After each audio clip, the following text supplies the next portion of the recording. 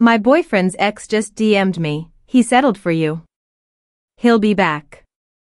I stared at the message, frozen. I knew instantly who it was, Samantha. The girl who had been in his life before me, the one he never mentioned even once. And now, out of nowhere, she was sliding into my DMs like she owned the story of my relationship. I, Mia, had been dating Armin for 6 months. He was smart, kind, and ridiculously charming, the kind of guy who made you forget about the world when he smiled. But Samantha had a history with him. Everyone in our circle whispered about it, but I had chosen to trust Armin. I wanted to believe that the past was just that, the past. But that DM shattered my sense of calm. The words weren't just casual, they were pointed, almost venomous. He settled for you. He'll be back. My heart pounded. Why would she even say that? And more importantly, did she mean it? Armin walked into the room at that exact moment, smiling and unaware of the storm brewing on my phone screen. Hey, you're staring at your phone like you just found a ghost, he said, ruffling my hair. I took a deep breath and decided to confront him, honesty first. I showed him the message, holding the phone out like it was evidence in a trial. Armin's face changed subtly, his confident smile faltering just a fraction. Who is this? He asked. His voice was calm, but there was something beneath it, a flicker of hesitation. Samantha, I said flatly. Your ex. He swallowed and ran a hand through his hair. Yeah. She's been around. But you know me, Mia. I'm with you. Only you. I nodded, trying to believe him, but the seed of unease had been planted. Something about the way he avoided my gaze, the way he almost seemed guilty, made my stomach twist. And Samantha's message wasn't just a warning, it felt like a challenge. Like someone had just dropped a stone into a pond, and I could already see the ripples spreading. I put the phone down and tried to focus on the present moment with Armin, but I couldn't shake the feeling that something was off. That message, it wasn't just a random jab from an ex. It was a signal that my world, my carefully built bubble with Armin, was about to be tested. And I had no idea how far Samantha was willing to go, or how much of the truth Armin had been hiding. Something told me this was only the beginning. The next few days, I tried to brush off Samantha's message. I told myself Armin was trustworthy, that I was overreacting. But the universe has a funny way of testing your trust. It started small. Little things that, in hindsight, were warning signs. Armin would get mysterious calls late at night, stepping out of the room to talk, his voice lowering whenever I approached. When I asked, he would shrug it off, saying it was just work. But the way he avoided eye contact made me uneasy, a pit forming in my stomach. Then there were the subtle shifts in our daily lives. He started forgetting promises, dinner plans, movie nights, even simple texts he had said he'd send. At first, I chalked it up to stress, but the pattern was becoming too consistent. He seemed more distant, distracted, like his attention was somewhere else entirely. And the money issues, they surfaced quietly. Armin had always been responsible with his finances, but suddenly bills were late, shared expenses became vague, and he kept dodging questions about his spending. One day, I found an online transaction labeled with a name I didn't recognize. When I asked, he claimed it was nothing important. But that nothing important felt heavy, like a secret tucked away just out of reach. Even his friends began to notice a change. They'd make small comments, Armin seems off lately. Or, he's been acting weird around you, Mia. At the time, I dismissed it. Maybe it was just a phase, I told myself. But the nagging doubt in the back of my mind refused to quiet. I started feeling this constant tension, like I was walking on a thin wire over a dark abyss. Every smile from him felt slightly forced, every touch seemed hesitant. And in the quiet moments, when I sat alone scrolling through my phone, Samantha's DM would replay in my mind, he settled for you. He'll be back. Was it paranoia, or was something really happening behind my back? The uncertainty gnawed at me, making me second-guess everything, every word Armin said, every gesture, every late-night call. Even my own instincts seemed unreliable. And the hardest part was that Armin didn't seem aware of the strain he was causing. He laughed, joked, and acted as if everything was normal, but I felt the distance growing between us, like an invisible wall slowly rising. I wanted to confront him, to demand answers, but part of me feared what I might uncover. The worst part? I couldn't tell if Samantha was manipulating me or if my boyfriend was hiding the truth. And in that gray area of doubt, my heart began to ache, not from betrayal yet, but from the fear that it might be coming. Every day, I felt the shadow of suspicion grow longer, stretching between Armin and me, and I knew, whatever Samantha was planning, it was already starting to affect my life. It was a Friday evening, and I had promised myself I wouldn't let suspicion ruin our night. Armin and I were supposed to have dinner at our favorite spot, but my gut told me something was off. I tried to push the feeling away, until my phone buzzed with a new notification. It was a message from an unknown number. I hesitated, then opened it. The words made my chest tighten so hard I could barely breathe. Armin is with me tonight. Don't believe his lies. Samantha. My hands shook as I showed him the message when he arrived. His calm facade faltered for the first time. I watched him freeze, then force a smile that didn't reach his eyes. Mia. That's not, he started, but the words fell flat. My heart pounded in my ears. I couldn't understand. How?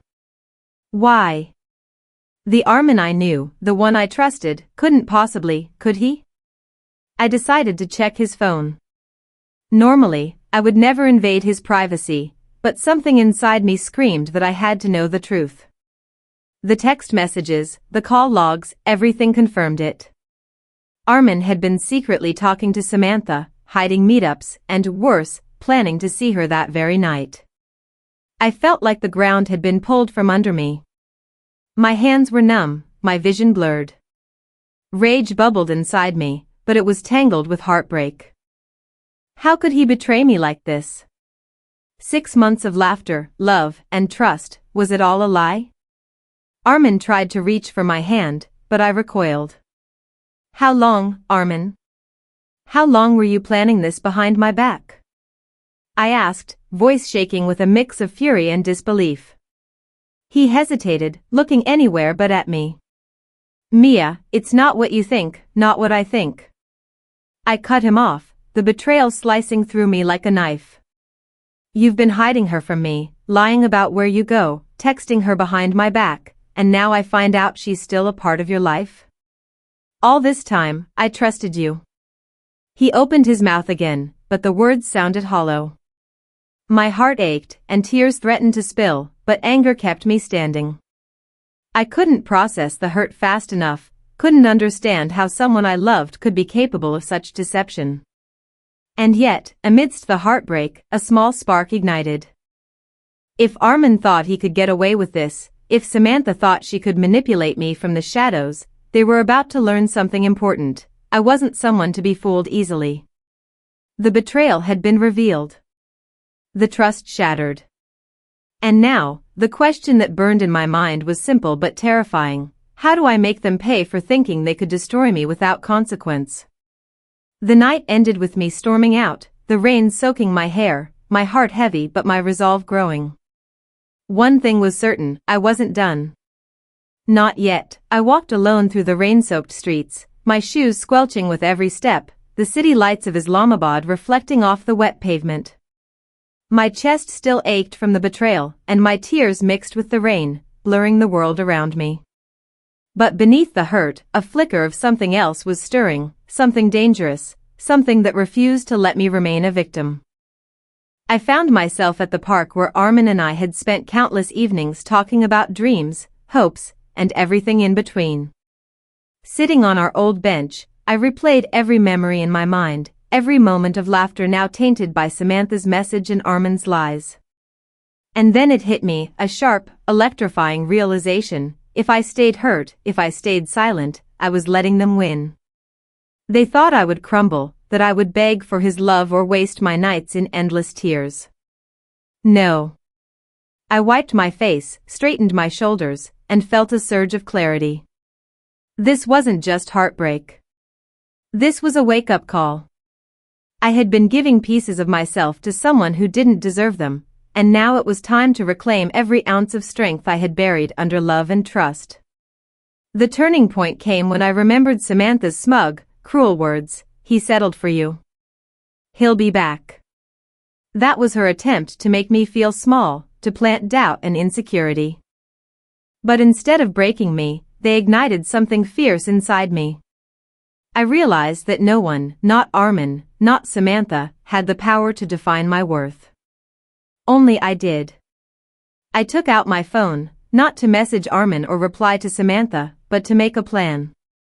This was no longer about crying over a betrayal, it was about strategy, about control, about turning the tables. I would show them that underestimating me had been their first mistake. I thought about every subtle sign I had ignored, the secret calls, the disappearing acts, the avoidance, the lies.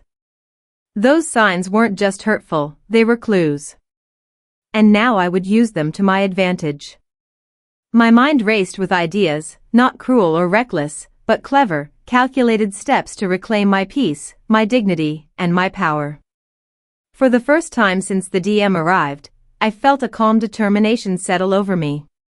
My heart still hurt, yes, but it was tempered by fire, a fire that refused to be extinguished by betrayal. I would not be the girl who cried alone in Islamabad's rain. I would be the one who walked out stronger, smarter, and untouchable. And in that moment, sitting alone on the bench where we had once dreamed together, I promised myself something I had never dared before. They think this is the end of my story. But it's only the beginning. I didn't confront Armin again. Not yet. That was the first rule I set for myself. People make mistakes when they feel exposed, and I needed him comfortable, careless, convinced he was still in control. So I played the part he expected. I replied to his texts with short, neutral messages. I didn't accuse him. I didn't cry. When he asked if we could talk later, I said, sure. The relief in his response was almost instant. That told me everything I needed to know. Next came the proof. I started quietly. Screenshots of missed calls he claimed were work. Saved messages he forgot to delete. I noticed how Samantha liked his old photos at odd hours, how he suddenly followed her friends again. Patterns emerged when I stopped looking with my heart and started looking with my eyes. Then came the trap. I casually mentioned I'd be out of town for a weekend, something important with family. His reaction was subtle, but there. Too quick. Too interested. That same night, Samantha posted a story from a restaurant Armin once told me he hated.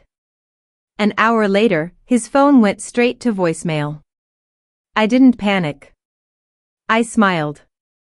Because now I knew. I dug deeper, not obsessively, but deliberately. I found the overlap, the lies that didn't match, the timelines that collided. I learned he hadn't just reconnected with Samantha emotionally. He'd been keeping her as a backup, a safety net, while promising me a future. He wanted options. He wanted control. And the cruel part? He thought I was too in love to notice. The tension sat heavy in my chest every day. I pretended nothing was wrong.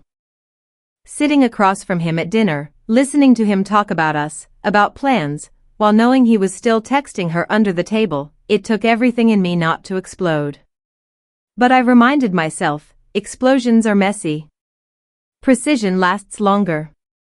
What Armin didn't know was that I wasn't planning a dramatic confrontation. I was planning exposure, clean, undeniable, impossible to twist. Not just for him, but for Samantha too. Because she didn't just warn me. She tried to humiliate me. And soon, the truth would speak louder than either of them ever could. For now, Armin still believed he was winning. He still believed he could juggle two worlds without consequence. He still smiled like a man untouched by guilt. I let him.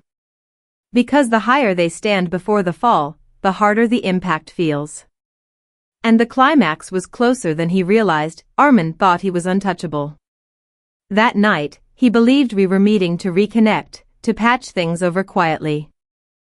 But he didn't know that I had turned every secret, every lie, into ammunition. The restaurant glimmered with Islamabad city lights below, romantic and innocent looking, but tonight it was a stage. My laptop sat on the table, hidden under my bag, connected wirelessly to the large projector screen behind us. Armin's friends, co-workers, and even a few mutual acquaintances had been invited for dinner, but in truth, they were witnesses. I smiled at him, calm and collected. Armin, I think it's time everyone sees the truth. Confused, he leaned back. Mia, what are you doing? I pressed a key. Screenshots flooded the screen, texts between Armin and Samantha, timestamps showing late-night meetings, secret dinners, the hotel booking he claimed was work. Each one was paired with my messages, his lies, the stories he had told me to make me feel safe. Gasps filled the restaurant. His closest friends leaned forward, some whispering, some staring in disbelief. Armin's face drained of color. He opened his mouth, tried to explain, but the words died in his throat. And here, I continued, my voice steady, is Samantha's message from the night she warned me. He settled for you. He'll be back. You lied to both of us. You manipulated everyone's trust, mine, hers, your friends, even your own family. At that moment, Samantha entered. Her eyes widened as she saw the projector. She had come thinking she still had a chance to humiliate me, but now it was Armin's turn. She had been nothing but a pawn. Armin stumbled to stand. Mia, please, you're ruining this. I shook my head. No, you ruined this. I just showed everyone the truth. Whispers turned into murmurs of judgment. Friends shook their heads. Even the staff looked at him differently. His reputation, carefully built over years, disintegrated in front of everyone he knew. Finally, I turned to him, heart steady. You didn't settle for me, Armin. You lost me. And this, I gestured to the screen, is your reality. Public. Permanent. Unavoidable. He sank into his chair, defeated, while Samantha muttered something under her breath, realizing she had been played too. The room felt like a courtroom, every eye watching his downfall. I collected my bag and walked toward the exit. The rain outside shimmered under Islamabad's streetlights, cleansing and fresh. For the first time since that DM arrived, I felt the weight lift. Armin's lies, Samantha's manipulation, their cruel games, they had ended. And the city seemed to whisper behind me, some betrayals demand justice, and some women don't just survive, they rise. The days after the rooftop reveal felt surreal. Armin hadn't spoken to me since that night, and the news of his lies had spread like wildfire. Mutual friends distanced themselves, colleagues whispered in hallways. Even Samantha had vanished from our circle, humiliated by the exposure she never expected. For the first time in months, I felt a weight lift off my shoulders. I was no longer carrying the secret pain of betrayal. Instead, I carried clarity, strength, and a hard-earned sense of justice. Walking through Islamabad, the city felt different, brighter somehow. I passed by familiar streets where we had laughed, joked, and planned a future that never was. Instead of sadness, I felt pride. Pride in myself for seeing the truth, for turning heartbreak into action, and for refusing to let deception define me. People began reaching out, not to Armin, not to Samantha, but to me. Friends, strangers, even acquaintances sent messages praising my courage. And deep down, I realized that this wasn't just about revenge. It was about reclaiming my life, my dignity, and my voice. The best part? I was free. Free from lies, manipulation, and the illusion of love that had almost destroyed me. I had survived betrayal, not by begging for answers or tears, but by proving that intelligence, patience, and self-respect are more powerful than any deceit. And then came the poetic justice, the twist that made it all cinematic. Armin, once so confident, found himself alone. His ex, Samantha, never returned his calls. His carefully curated image crumbled publicly, and every attempt to explain or salvage it was met with skepticism. For someone who thrived on control, losing it all was the cruelest reality he could face. I smiled, thinking of that DM that had started it all. He settled for you. He'll be back. No, he hadn't settled, he had lost. And in losing him, I had found myself. To anyone watching this, if you've ever been betrayed, manipulated, or underestimated, remember this: the person who tries to control your life through lies is never stronger than the one who rises above them. Strength isn't revenge alone, it's freedom, it's clarity, it's refusing to let pain steal your power. Have you ever faced betrayal like this? How did it change you?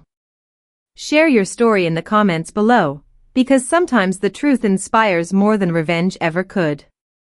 And if you want to see more stories of betrayal, strength, and justice, don't forget to subscribe. Because remember this: the people who think they've won by breaking you are always the first to fall.